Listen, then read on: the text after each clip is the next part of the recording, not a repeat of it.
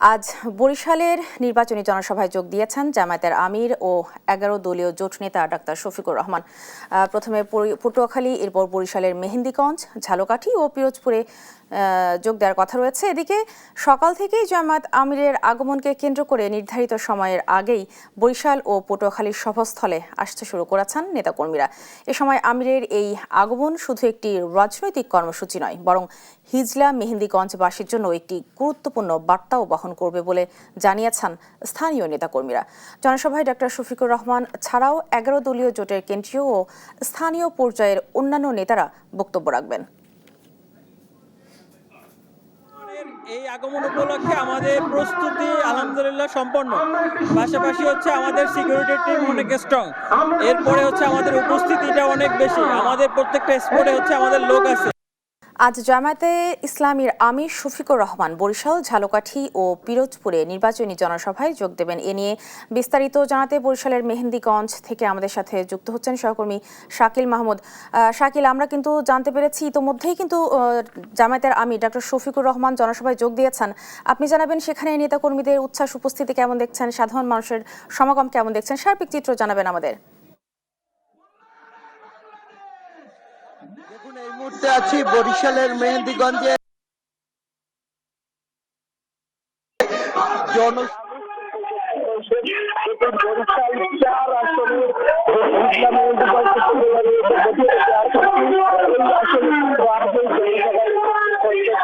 সবাই উপস্থিত হয়েছে জামাতের আমির। এই মুহূর্তে কিন্তু বক্তব্য দিচ্ছেন যিনি বরিশালের দায়িত্বে আছেন জামায়াতের সহকারী সেক্রেটারি জেনারেল মোয়াজ্জেম হোসেন হেলাল।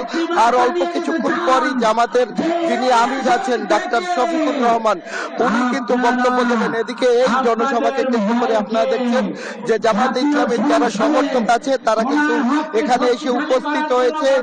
আমরা এখানে যারা নেতা কর্মী আছে তাদের সাথে কথা বলেছিলাম, তারা যেটা আমাদেরকে জানিয়েছে যে আগামী 12 তারিখ ভোটের মাধ্যমে জামাতকে জয়ী করতে তারা বদ্ধপরিকর বলে কিন্তু তারা জানিয়েছে এবং তারা বিপুল ভোটের মধ্য দিয়ে বিজয়ী হবে বলে কিন্তু তারা দাবি করেছেন।